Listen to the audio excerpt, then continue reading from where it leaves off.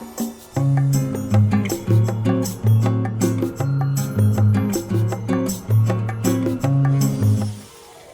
my little goobers, welcome back to my art channel, welcome back to a brand new video. I apologize for being absent. I just recently came back on a 1-week trip.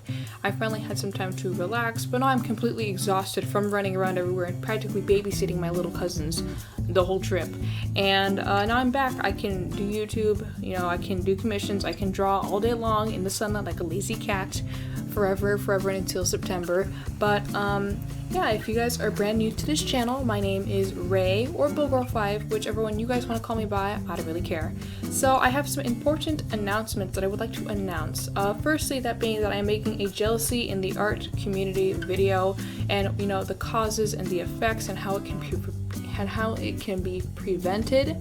And that will not be released until the middle of July, just because it's just going to take a while to produce a video like that talks about a serious issue in the art community, and I just want to put my 2 cents on it. I know a lot of other YouTubers have talked about it, art YouTubers, and I just want to put my opinions on it because it's still a very important issue to talk about, because jealousy can lead to a lot of issues, and a lot of issues that I've never heard a lot of people talk about and what it could lead into, like art theft, and I just really want to talk about that.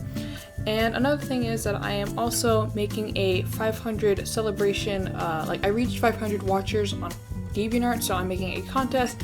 That contest will be coming soon, probably in the middle of July. And I will also be opening PayPal commissions also in the middle of July. I'll probably only be opening like 3 to 4 slots, depending on how much people buy a commission from me and how much time I have. So with that being said, let's go on to the rest of the video.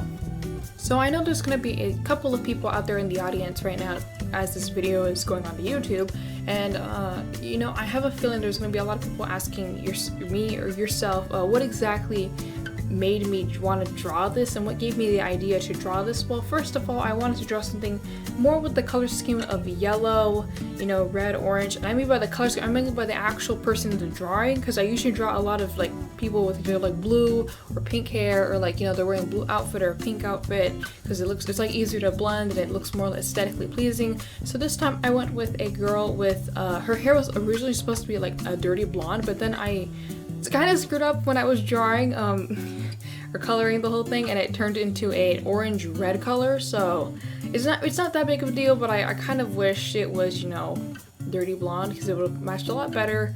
And I've kind of already done a red haired girl before in the past, and it's pretty close to pink, so I kind of was hoping that I got that dirty blonde color, but I got something else. And I also wanted to draw something with honey dripping off of a wand, flowers, glowing stars and orbs. I love drawing stars, especially glowing yellow stars on my drawings. It just looks really aesthetically pleasing, and it's it's just so fun to draw in color. I'm always happy when I draw and finish coloring stars. It's just so fun, especially those little cartoon see-through ones that if you look on her hair, on the long strand on the left on her shoulder, there's a star there that looks kind of see-through-ish, and I really liked how that came out.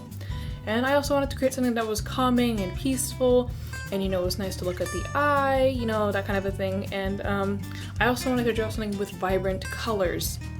So now that we've talked about what inspired me to draw this piece, let's talk about the process that I went through to actually create the actual drawing, because I'm pretty sure a lot of you guys are probably pretty curious of how this was drawn, which way, how I drew it, and all of these things that I'm about to say right now in this part of the video, they are all in order. So if you guys like to follow this type of order that I go through, feel free to go ahead and do it. It's a free country, you guys can do whatever you want. And if you don't want to hear this part, you can skip ahead to a different part of the video for other stuff if you want. But with that being said, let's talk about the process of how I created this piece. First off, I always sketch. Obviously, I use something to sketch the drawing. How did the drawing get here? So I usually like to use a Crayola colored pencil, a mechanical pencil, or my graphite pencils. But for this piece, I specifically use a colored Crayola pencil because it's pretty easy to erase, and also it would appear much more vividly and much more colorful on camera when I would record the video. So that's kind of why I used a Crayola colored pencil for this sketch. Then I would add some masking tape after I created the, the whole drawing, or at least most of it. Usually after I add all the masking tape, I add a little bit more details and, add all the other things around the edges. This way, there's a full piece.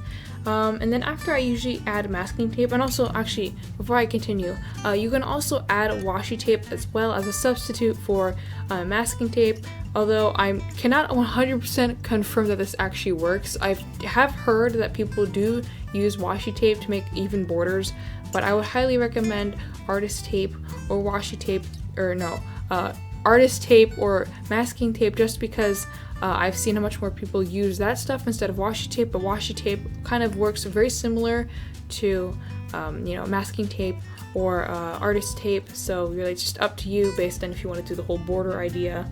And after I usually do the tape and stuff, I like to use my microns or fine liners or needle pens to some people to outline the entire piece. And you can also use the little tiny itty bitty little tiny, the 003s and the 005s and the 01s and the 03s to add extra little details in the hair and in the eyelashes. And I really like doing that with microns when I do outlining. Then finally, after I use my microns, I usually like to go ahead and use my other special little babies, my Tombow dual brush markers.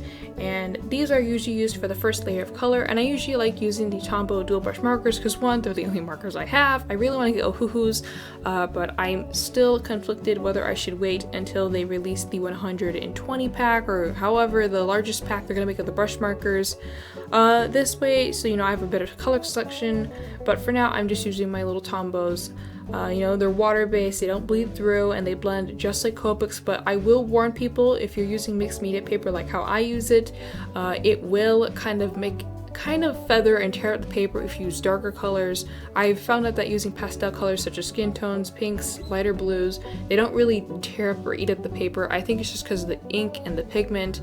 I think that if it becomes much more darker, it kind of, soaks up more of the paper, so it, eats it up more. I think that's what happens. I'm not 100% sure because I didn't create the markers or anything, so I'm not 100% sure, but I think that's what happens because I usually notice that it only tears up the paper when I use like a dark color, like a really, really dark color, like black or brown.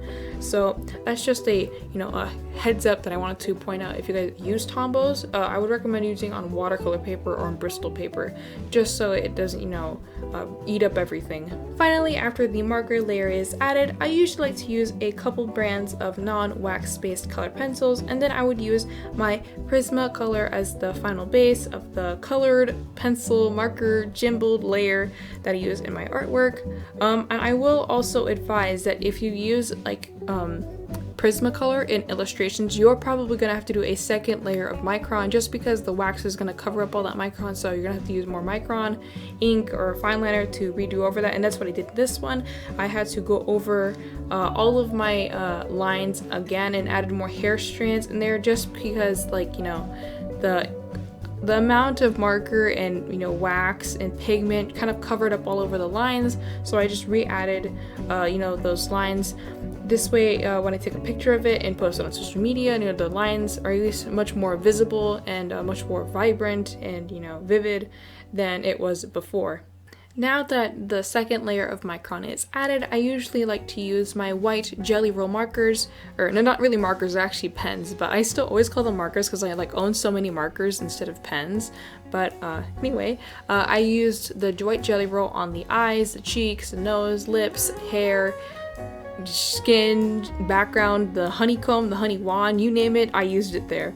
And I also used blue and navy blue Jelly Rolls as well to give the piece a little bit more extra pop and flair, especially in the background. And finally, to conclude the piece, after I've done all of those things I just listed above or before, I like to remove the tape, which creates a nice even border around the drawing and makes it much more nicer to look at, and nothing's all wonky or whacked up because there was no ruler. Like pretty much that tape is kind of like a border ruler to make everything straight in the drawing. So now that we've discussed about, what inspired me to draw the piece, what was my drawing process on how I drew the piece, let's discuss about what I liked and what I didn't really like about the drawing. First off, let's start off on what I liked. I liked the colors, the vibrancy of the piece in general, how the jelly roll markers mixed with the drawing, especially like on the skin tones, the nose, the lips, the eyes, the hair, on the flowers, on the little orbs and the stars, and just always very, very pretty. I loved how I drew the roses, I loved how I drew the stars and the glowing orbs in her hair. I also loved how I drew the honey wand and the dripping honey. I thought I was gonna actually screw up on that part, but I actually turned out pretty nice. And I loved how I drew the overall background.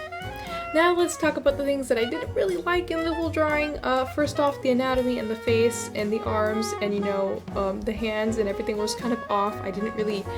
It didn't really look very natural, so hopefully I can in the future make my artwork look much more professional, and it looks much more even and aligned and much more relaxed, especially in a calming atmosphere such as this one. The color of the hair, I wanted it to be blonde, not orange or red.